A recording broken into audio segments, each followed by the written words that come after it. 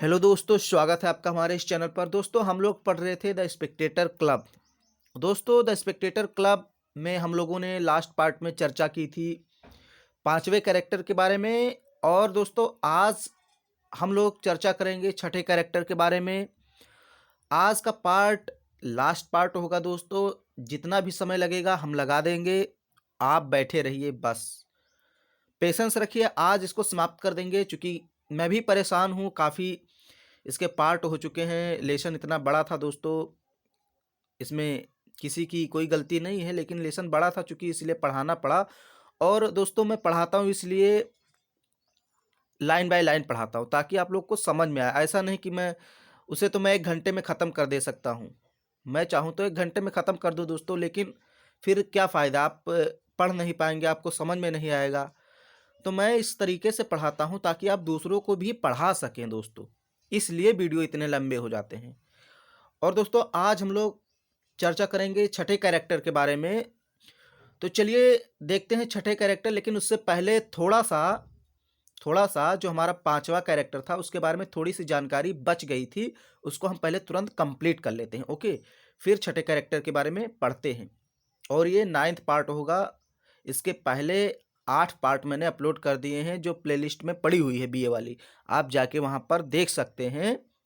Okay, और अगर आपको कोई भी लेसन नहीं समझ में आ रहा या कोई पार्ट मैंने बनाया उसमें आपको कहीं भी प्रॉब्लम है तो आप कमेंट बॉक्स में लिख सकते हैं। ओके दोस्तों, मेरी कमियों को आप लिख सकते हैं। तो चलिए देखते हैं।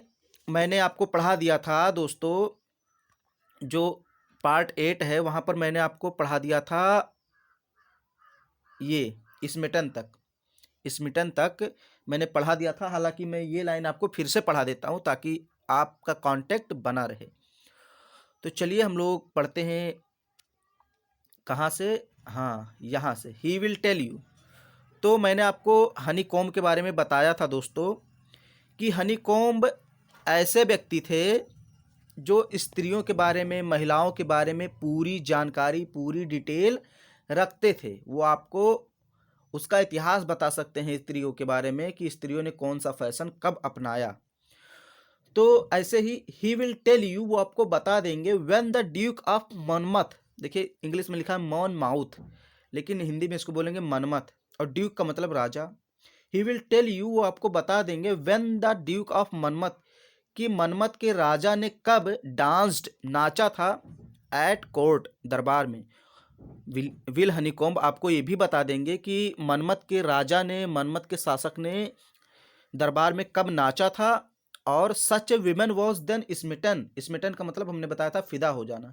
और उस समय कौन सी लड़की उन पर फिदा हो गई थी। Another was taken with him at the head of his troop in the park. Head का मतलब मुख्यालय, ट्रूप का मतलब सेना का, पार्क का मतलब आप जानते हैं पार्क का मतलब पार्क ही होता है। तो अनदर, और कौन सी एक अन्य लड़की, वॉज टेकन विद हिम, उनके साथ गई थी, at the head of his troop, सेना के मुख्यालय में, इन द पार्क, पार्क में एक सेना का मुख्यालय था, उसमें कौन सी महिला उनके साथ गई थी। यानी कि विल हनी कोम्ब आपको ये बता सकते हैं कि कौन से, यानी कि मनमथ के कौन से राजा ने दरबार में नाचा था, और कौन सी लड़की, कौन सी महिला उन पर फिदा हो गई थी, और कौन सी एक दूसरी महिला उनके साथ पार्क में सेना के हेड पर गई थी, मुख्यालय पर गई थी उनके साथ। ये सारी चीज़ें, ये सारी बातें, पूरा का पूरा ज्ञान का भंडार कौन रखता है अपने पास? विल हनी कॉम्ब ये सारी चीज़ें आपको बता देंगे। Okay, in all these important relations, ये सारे महत्वपूर्ण जो संबंध हैं, मतलब इन संबंधों को वो महत्वपूर्ण बताता है। कहता है ये बहुत महत्वपूर्ण संबंध है। In all this important relations, इन सारे महत्वपूर्ण संबंधों में, अब क्या है आगे देखिए। He has ever about the same time, ठीक उसी समय यानी उसी समय काल में, ही हैज़ रिसीव्ड, उन्होंने प्राप्त किया, एक काइंड ग्लैंस, एक दयालुता वाली नज़र। यानी स्त्रियों के साथ हम कह सकते हैं उनके जो थे बड़े बड़े राजाओं के इलीगल संबंध होते थे। ओके, तो उन पर, राजा पर उन महिलाओं की दयालुता भरी, या सॉरी, उन महिलाओं पर राजा की दयालुता भरी नजर होती थी, अर्थात उनके प्रति वो अपने आप को बहुत दयालु दिखाते थे। और क्या होता था तब, और a blow of a fan, blow का मतलब झोंका, ऑफ ए फैन मतलब पंखे का, फ्रॉम सम सेलिब्रेटेड ब्यूटी किसी खूबसूरत लड़की के द्वारा। और कब उनको किसी लड़की ने फैन के द्वारा, एक पंखे के द्वारा टच करने का प्रयास किया, हवा मारा, मतलब ऐसे हवा दिया, जैसे आप फैन से किसी को मारते नहीं ऐसे। अब क्या कहें, कहना नहीं चाहते हैं कि अ, मतलब एक उस नज़र से, गलत नज़र से आप कह सकते हैं, इशारे से जब कोई किसी को पंखा मारता है तो उसे ब्लो कहते हैं। तो यहाँ पर रिचर्ड स्टील बताते हैं कि बिल हनीकॉम्ब आपको ये बता सकते हैं कि कौन सी लड़की ने, कौन सी महिला ने राजा को पंखों से इशारा किया, blow of a fan from some celebrated beauty. Some celebrated beauty का मतलब सुंदर लड़कियों के द्वारा, किन सुंदर लड़कियों के द्वारा राजा को या शासक को हवा से इशारा किया गया, ये भी चीज़ आपको बता सकते हैं। और वो सुंदर महिला कौन थी, मदर ऑफ प्रेजेंट लॉर्ड सचे वन, जो इस समय के लॉर्ड हैं, जमींदार हैं, उनकी माता थी। उस महिला के साथ राजा का इलीगल संबंध था, इलीगल रिलेशन था। ओके, तो उस महिला ने उनको कब पंखे के द्वारा इशारा किया और कब उन पर दयालुता भरी नज़र दिखाई, ये सब ज्ञान के भंडार कौन रखते हैं, विल हनीकॉम्ब। पूरी हिस्ट्री उनको मालूम है कि किस राजा के साथ, किस महिला के साथ किस प्रकार की घटना प्राचीन काल में हुई। Okay, this way of talking of his, उनके बात करने का ये तरीका, वेरी मच एनविलिस, बहुत ही सजीव होता था, बहुत ही सजीव मतलब आकर्षक भरा होता था, सजीवता ला देता था द कन्वर्सेशन, वार्तालाप में। रिचर्ड स्टील कहते हैं जब हम लोग 7 लोग या सॉरी 6 लोग जो क्लब में थे, हम लोग जब बातें करते थे तो विल हनीकॉम्ब की ये सब बातें, जो हिस्ट्री के बारे में वो जानते हैं, महिलाओं के बारे में इतिहास पूरा जानते हैं, ये सब बातें जब विल हनीकॉम्ब करते थे तो वार्तालाप जो हमारे बीच में होती थी उनमें सजीवता ला देती थी, जान ला देती थी। एनविल्स का मतलब देखिए लिखा है एन लिवेंस, एन लिवेंस का मतलब होता है सजीव बना देना, जीवित कर देना, जान ला देना। ओके, तो this way of talking office, उनके बात करने का ये तरीका, वेरी मच एनविलिम्स, बहुत सजीव बना देता था द कन्वर्सेशन, मतलब वार्तालाप को, एमंग अस, जो हमारे बीच होती थी, यानी हम लोग जो चर्चा करते थे उसमें एक रोमांस जोड़ देता था, एक मजा जोड़ देता था, आनंद आ जाता था। ऑफ ए मोर सिडेट टर्न, जब उनकी बारी आती थी, यानी जब सिडेट टर्न का मतलब बारी, सिडेट, तो जब उनकी बारी आती थी, सिडेट मीन्स आनंद प्रमोद, तो जब उनकी बारी आती थी विल हनीकॉम्ब की बात करने की, तो ऐसी बात करते थे कि आनंद ला देता था, उनकी बारी में आनंद होता था।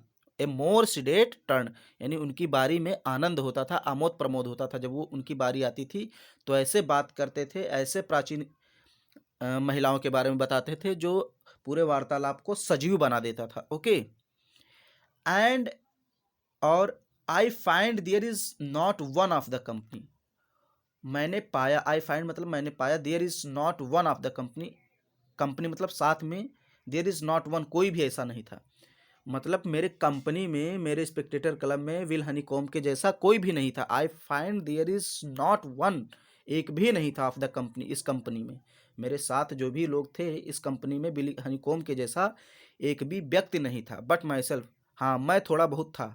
यहाँ पर वो कह रहे हैं कौन, रिचर्ड स्टील कह रहे हैं बट माई सेल्फ, मेरे सिवाय, यानी कि मैं थोड़ा बहुत इनके टाइप का था।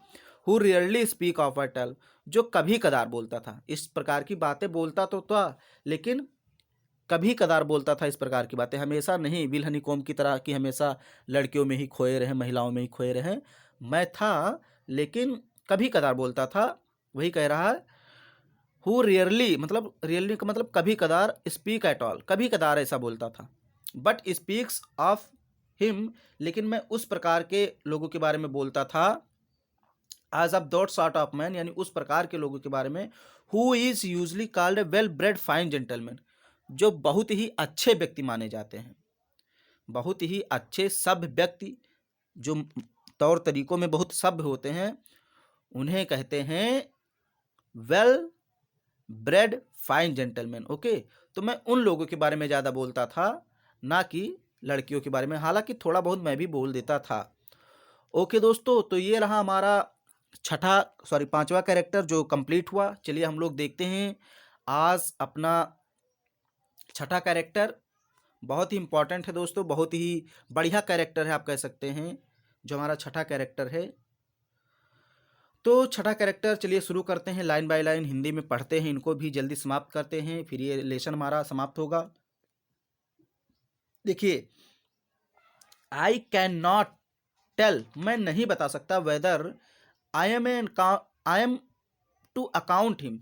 आई एम टू अकाउंट का मतलब वर्णन करना, I am to account, is to account, I am to account, ये भी जो भी होता है इसका मतलब होता है वर्णन करना। आई कैन नॉट टेल, मैं नहीं बता सकता, वेदर की कैसे, I am to account him, मैं इनका वर्णन करूं। यानी जो अगले कैरेक्टर हैं रिचर्ड स्टील कहते हैं कि मुझे नहीं पता, मैं नहीं बता सकता हूँ कि इन्हें इनके बारे में कैसे बताऊं, इनके बारे में कैसे वर्णन करूं।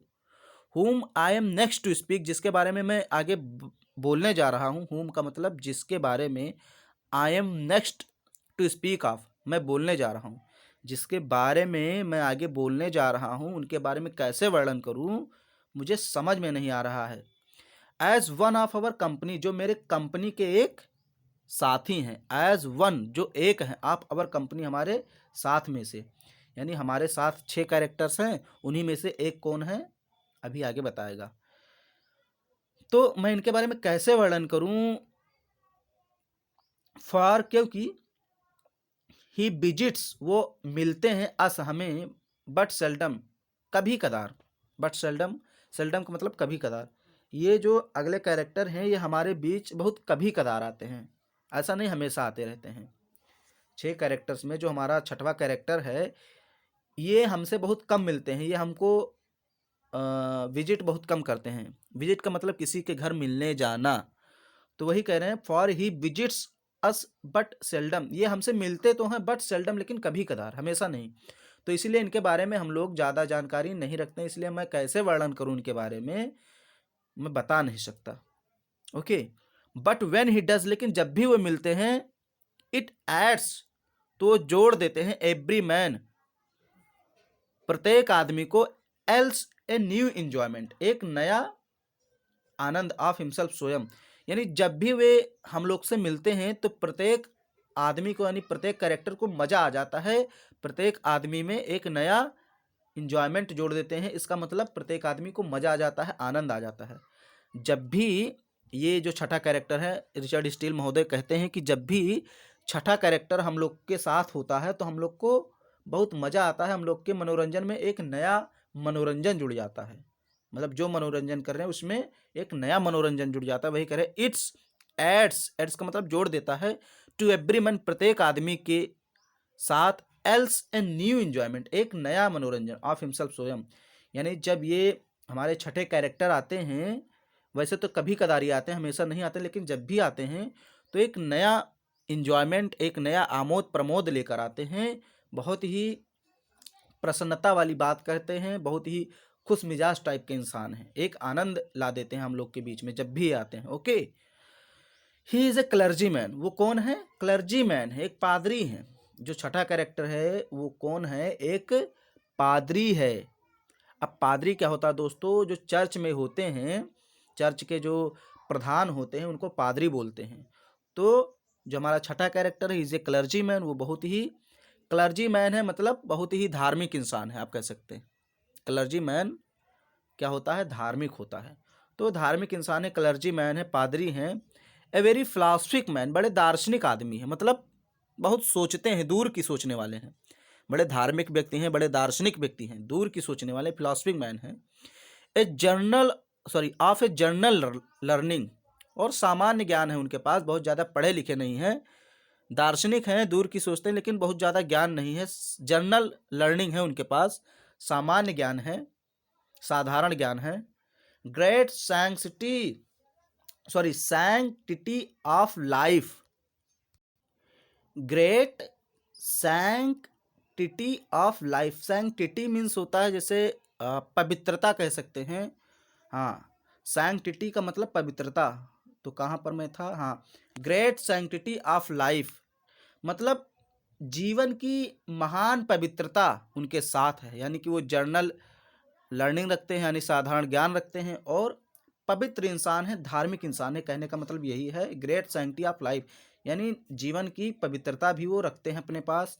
Eight the most exact good breeding, देखिए ब्रीडिंग का मतलब होता है रक्त संबंध, यानी कि वो अच्छे खानदान से बिलोंग करते हैं। Eight the most good breeding, वो अच्छे खानदान से, अच्छे वंश से बिलोंग करते हैं, अच्छे परिवार से बिलोंग करते हैं।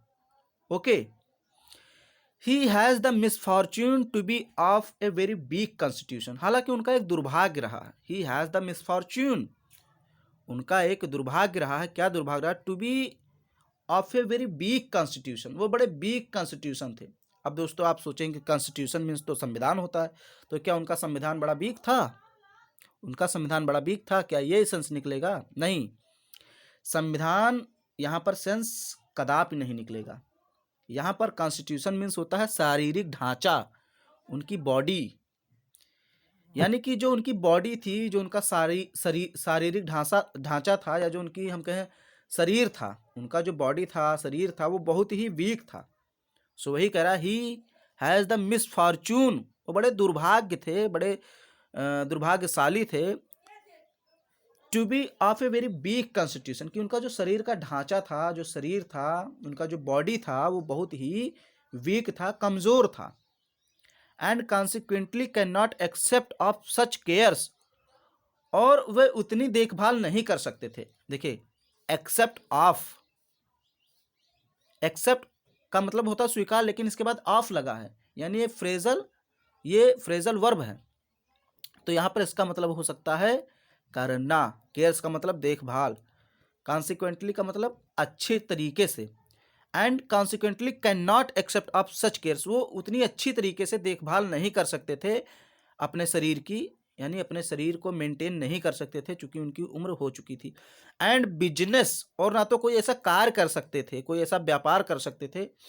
As preferments in his function, sorry कहाँ, हाँ, as preferments in his function would oblige him to, वो ऐसा कोई काम नहीं कर सकते थे, अपने शारीरिक बनावट की ऐसी देखभाल नहीं कर सकते थे जिससे कि लोग उनकी तरफ आकर्षित हों, जिससे कि लोग उनके आभारी हो जाए। देखिए ऑब्लाइज का मतलब आभारी होना, यानी वो ऐसा कोई काम नहीं कर सकते थे, कोई ऐसा बिजनेस नहीं कर सकते थे, अब ना तो कोई अपने शारीरिक बनावट की इतनी देखभाल कर सकते थे जिससे कि लोग उनकी तरफ आकर्षित हो जाएं। ओके दोस्तों, तो शायद आपको ये लाइन समझ में आ गई होगी, अगर नहीं समझ में आई तो चलिए एक बार फिर से हम लोग इसको पढ़ लेते हैं। And consequently can not except of such cares, और वे अच्छी तरीके से अब देखभाल नहीं कर सकते थे अपने शारीरिक बनावट की, अपने शरीर की।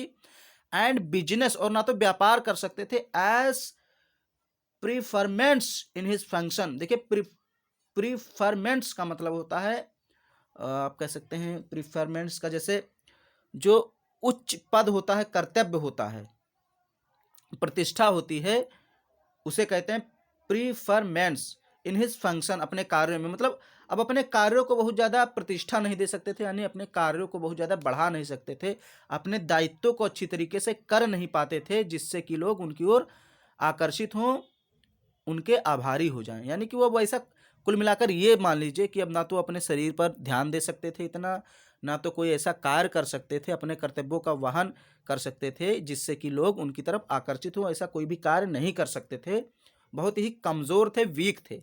ओके, इतना ही समझिए, ज़्यादा ना समझिए तो ज़्यादा ठीक रहेगा। फिर है, हाँ, he is there for among divines, इसलिए वे बहुत ही डिवाइन रहते थे, क्योंकि वो ज़्यादा कार्य कर नहीं पाते थे शारीरिक क्षमता से, उनकी शारीरिक क्षमता इतनी नहीं थी, इसलिए वे इन दिव्य कार्यों में लग गए, यानी कि धार्मिक कार्यों में लग गए, चर्च के क्लर्जी मैन बन गए। सो वही कह रहा है, he is there for among divines, divines का मतलब दिव्य, दैवीय शक्ति, इसलिए वो इस दैवीय शक्ति में पड़ गए, अर्थात पादरी वाला काम उन्होंने अपना लिया, क्योंकि वो शारीरिक रूप से कोई काम कर नहीं पाते थे जिससे लोग उनकी ओर आकर्षित हुए।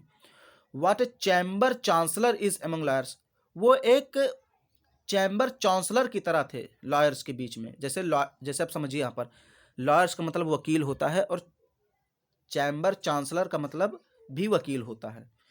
तो देखिए लेकिन चैम्बर चांसलर उन वकीलों को कहते हैं जो कई वकीलों को राय देते हैं, सजेशन देते हैं। मान ले छोटे छोटे वकील हैं, उन छोटे छोटे वकीलों को सजेशन देना, राय देना, एडवाइस देना चैम्बर चांसलर का कार्य होता है।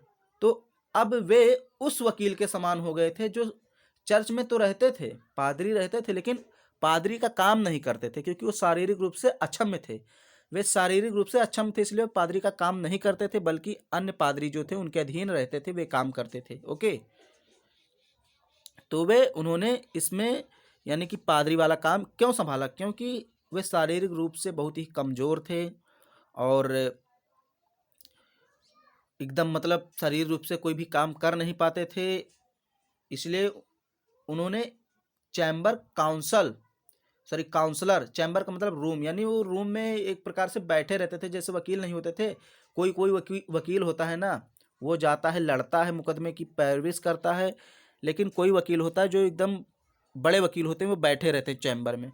तो अब वो चैम्बर में बैठे हुए उन काउंसलर यानी उन वकीलों की तरह था जो लॉयर्स को सलाह देते हैं, जो छोटे छोटे वकीलों को सलाह देते हैं, उन वकीलों के समान वो था। मतलब अब वो पादरी का काम भी नहीं कर पाता था, बस सलाह देता था कि पादरियों को, जाओ तुम ये ऐसा करो वैसा करो। Okay okay. The probity of his mind, उसकी जो दिमाग की, उसके जो मन की पवित्रता थी, ईमानदारी थी। प्रॉबिटी का मतलब ईमानदारी। The probity of his mind, उसके दिमाग की, उसके मन की पवित्रता। And the integrity of his life, और उसके लाइफ की अखंडता, यानी वो अपना मन एक जगह केंद्रित करता था, खंड खंड उसका मन नहीं होता था, इधर उधर नहीं भटकता था। तो यही कह रहा, उसके जो ये दिमाग की पवित्रता, निष्ठा और उसकी जो इंटीग्रिटी थी, अखंडता थी, क्रिएट्स हिम फॉलोवर्स, उसके बहुत अनुयायी बना देती थी। इसी कारण उसके बहुत से लोग भक्त हो गए। ओके, फॉलोवर हो गए, अनुयायी हो गए, उसकी इसी पवित्रता और इंटीग्रिटी के कारण।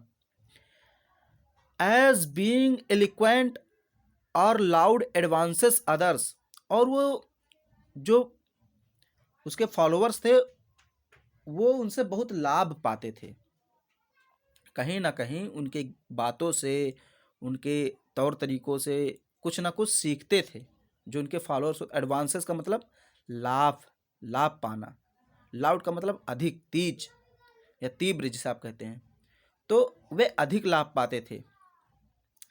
ही seldom introduce the subject he speaks upon, वे जब कोई बात बोलते थे, कौन, जो क्लर्जी मैन थे, वे जब कोई बात बोलते थे तो उसे इंट्रोड्यूस नहीं करते थे। किसी भी विषय पर मान लीजिए उनको बोलना है तो उसका परिचय नहीं देते थे। मतलब आप कह सकते हैं जब वो किसी विषय पर बोलना चाहते थे तो ये नहीं पहले कि ला उसका सारांश बता दें, उसकी समरी बता दें, इंट्रोडक्शन बता दें, वो डायरेक्ट क्या करते थे, बोलना स्टार्ट कर देते थे। वही कह रहा है यहाँ पर, देखिए, ही सेल्डम का मतलब कभी कदार, इंट्रोड्यूस बहुत कम ही इंट्रोड्यूस देते थे, मतलब वो ज़्यादातर इंट्रोड्यूस नहीं करते थे, ज़्यादातर हम कह सकते हैं परिचय नहीं देते थे कि हम किस टॉपिक पर बोलने जा रहे हैं। वही कह रहा है, ही सेल्डम इंट्रोड्यूस, वो कभी कदार परिचय देते थे, दैट सब्जेक्ट, उस विषय का, ही स्पीक्स अपॉन, जिस पर वो बोलते थे। Okay, but we are so far gone in years that he observes, मतलब जो कुछ भी वो बताता है, जो कुछ भी वो हम लोग को सिखाता है, but we are so far gone, हम लोग उसके आदी हो चुके हैं, हम लोग उसके आदी हो चुके हैं, इन ईयर्स, वर्षों से। जब वो हम लोग के सामने आता है तो जो कुछ भी बताता है उस चीज को सुनने के हम लोग आदी हो चुके हैं, अर्थात हम लोग को मजा आता है। बी देखिए, is gone, I am gone, are gone, इसका मतलब होता है आदी होना। ओके, इसका अलग सेंस होता है, ना कि मैं चला गया हूँ वर्षों में, इसका ये मतलब नहीं होगा मैं वर्षों में चला गया हूँ। We are gone in years, हम वर्षों में चले गए हैं, ऐसा नहीं।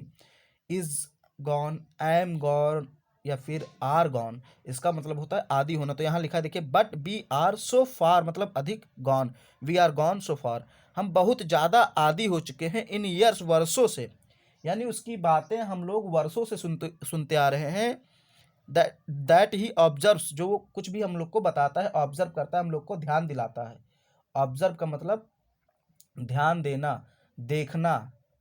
तो वो हम लोग को जो कुछ भी दिखाना चाहता है, बताना चाहता है, उस चीज़ के हम लोग आदी हो चुके हैं। वेन ही इज अमंग अस, जब वो हमारे बीच में होता है, यानी जब हमारे बीच में आता है इस समूह में, and earnestness to have him fall on some divine topic. तो कुछ, अर्न का मतलब कमाना, तो उसी से बना अर्नेस्टनेस, तो कुछ डिवाइन टॉपिक कमा कर लाता है। इसका मतलब ये नहीं कहीं डिवाइन टॉपिक कमाई जाती, मतलब जब भी वो हमारे समूह में आता है तो कुछ डिवाइन सब्जेक्ट, कुछ डिवाइन वार्तालाप के साथ आता है, डिवाइन टॉपिक लेकर आता है कि उसी पर वो चर्चा करेगा। Which he always treats with much authority, जिसको वो बड़ी अधिकार के साथ कहता है। जो टॉपिक को लेकर आता है, धार्मिक वाली टॉपिक, यानी अब वो पादरी है तो भाई आएगा तो पादरी यानी धर्म के बारे में बात करेगा। तो जब वो धर्म की बातें करता है तो बड़े अधिकार के साथ वो बातें करता है। अथॉरिटी का मतलब अधिकार। Which he always treats with much authority, बड़े ही अधिकार के साथ व्यवहार करता है, चूंकि वही एक पादरी था, सब तो पादरी है नहीं भाई। अगर आप लोग मान लीजिए संस्कृत के वक्ता हैं और कोई इंग्लिश का मैन आ गया, मतलब इंग्लिश मैन जैसे अंग्रेज आ गया, इंग्लिश बोलने लगा, तो आप तो इंग्लिश जानते नहीं, तो उसी का तो अधिकार होगा एक, इंग्लिश में जो कहेगा आप मानेंगे।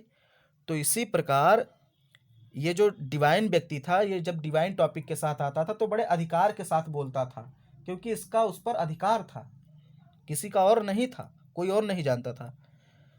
Okay, which he always treats with much authority, जिसे वो बड़े ही अधिकार के साथ बोलता था। As one who has no interest in this world, और ऐसे बोलता था जैसे कि उसे सांसारिक जीवन में कोई मोह ही नहीं है। जैसे आज के आप बाबा बाबाइन को देखते हैं, आप जैसे बाबा बाबाइन जो होते हैं, आपने देखा होगा किसी पंडाल में वो ऐसे भाषण देंगे, ऐसे मतलब क्या कहते हैं उसको, क्या कहते हैं उसको, प्रवचन देंगे, हाँ प्रवचन कहते हैं। ऐसे प्रवचन देते हैं बाबा बाबाइन, जैसे लगता है उनको सांसारिक मोह माया में कोई इंटरेस्ट ही नहीं है। कहेंगे धन दौलत सब त्याग दो, भौतिकवादिता से छुट्टी पाओ, इसमें कुछ नहीं रखा है सांसारिक मोह माया में, और ईश्वर की कामना करो, लीन हो जाओ, यही सब बताएंगे आपको। और खुद खुद एसी में बैठकर ही कथा कहते हैं। जो बाबा होते हैं आजकल के, वो एसी में बैठकर ही कथा कहते हैं। बढ़िया ऐसी गाड़ी से आएंगे जिनकी आप कल्पना भी नहीं कर सकते, अच्छे अच्छे नेता विधायक भी उस गाड़ी में नहीं चलते हैं, उस गाड़ी में वो बैठकर आते हैं, कथा कहते हैं, एसी लगा हुआ है, कथा कह रहे हैं, फिर उसी गाड़ी में बैठकर चले जाएंगे, 2-3 लाख रुपया आपका ले जाएंगे। ऐसे व्यक्ति आपको सांसारिक मोह माया से दूर रखने के लिए प्रेरित करते हैं, जो खुद बंधे हुए हैं। तो ऐसे बाबाओं से दूर रहो भाई। तो वही कह रहा, as one who has no interest in this world, ऐसे कहते हैं जैसे मान लो इनको कोई इंटरेस्ट ही नहीं है संसार में। As one who is hastening to the object of all his wishes, जबकि ये लोग अपनी विशेष को पूरा करने में जल्दीबाजी करते रहते हैं। ये जो बाबा लोग होते हैं, ये जो बाबा लोग होते हैं, ये क्या करते हैं, इनकी अपनी कुछ इच्छाएं होती हैं, उनको पूरा कर लेते हैं, लेकिन हम लोग तो फंस जाते हैं उनके जाल में। ओके, तो वही कह रहे, हम लोग तो भाई चले जाते हैं कि चलो आज बाबा का कथन है, हम लोग को सुनना है।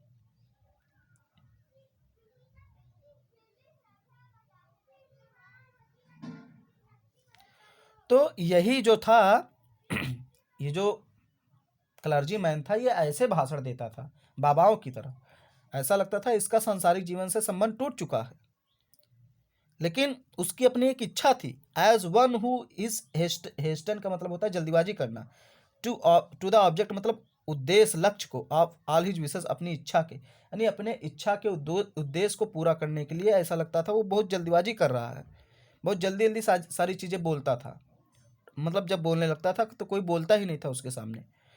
And conceives hope from his decays and infirmities, these are my ordinary companions, और वो लोगों से ये आशा करता है, होप्स का मतलब आशा करना, from the decades, decades means होता है जैसे जो नष्ट हो रहे, अर्थात वो कहता था कि अगर आप सांसारिक जीवन में पढ़ेंगे तो हम नष्ट हो जाएंगे, क्लर्जी मैन। तो कहता था कि भाई अब नष्ट ना हो, आपसे मैं ये आशा करता हूँ कि आप वृद्धावस्था में हमारी सेवा करेंगे। मतलब जो उसके अनुयायी थे उनसे वो यही आशा करता था कि आप सांसारिक जीवन में मत फंसिए और वृद्धावस्था में हमारी सेवा कीजिए, अर्थात वो अपने उद्देश्यों को पूरा करना चाहता था। These are my ordinary companions, ये मेरे सामान्य साधारण साथी थे। अब ये कौन बात कह रहा है? Richard Steele. रिचर्ड स्टील ने कहा भैया ये जो हमारे साथी हैं 6 कैरेक्टर मैंने आपको बताया, यही हमारे ऑर्डिनरी कंपेनियंस हैं। ओके, तो मैंने आपको कलर्जी मैन के बारे में बताया, इसके बारे में थोड़ा सा मैं जल्दी कर दिया हूँ लास्ट में, शायद आपको ना समझ में आया हुआ हो, तो उसमें कोई समझने की बात नहीं, अगर आप घर पर भी समझेंगे तो उसको समझ जाएंगे, क्योंकि लेसन जब ख़त्म होता है ना तो इच्छा होती कितने जल्दी उसको समाप्त कर दें। तो मैंने बताया कि जो क्लर्जी मैन था उसको सांसारिक जीवन में ऐसा लगता था कोई इंटरेस्ट ही नहीं है, बस वो अपने उद्देश्यों को पूरा करना चाहता है। तो वो ऐसी बातें इसलिए बोलता था ताकि लोग उसकी ओर आकर्षित हों, उसकी बात सुने, जब वो बुढ़ापे में हो, उसकी पतन की अवस्था हो, तो लोग उसकी सेवा करें। ओके, तो ये रहा स्पेक्टेटर क्लब, पूरा का पूरा हमने समाप्त कर दिया, ये लास्ट पार्ट है। ओके, बाय बाय दोस्तों। अभी तक अगर आपने चैनल को सब्सक्राइब नहीं किया तो कर लीजिए। धन्यवाद दोस्तों। पसंद आया तो कमेंट बॉक्स में ज़रूर लिखिए। ओके।